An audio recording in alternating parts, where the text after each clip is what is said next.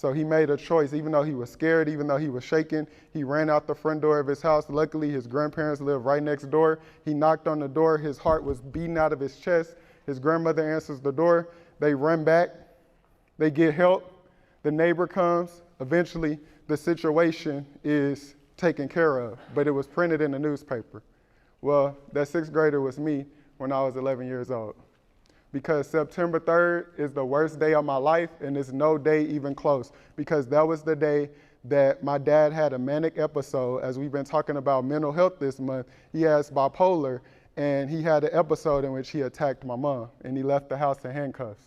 And I'll never forget that day. I'll never forget what was on the TV. I remember the color of his shirt. I remember everything about that day.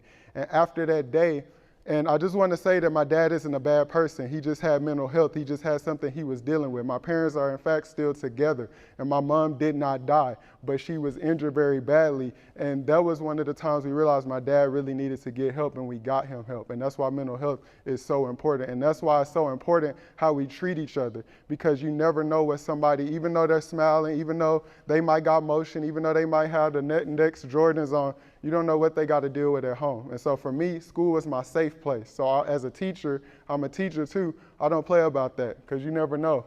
I might be the kid in the classroom that you're dealing with. Right? What's up? It's your new favorite author, DeAndre J. Lacey. And I just want to thank you for taking the time out of your day and watching this video. If you haven't already, do me a huge favor and go ahead and hit that like and subscribe button. See you next time.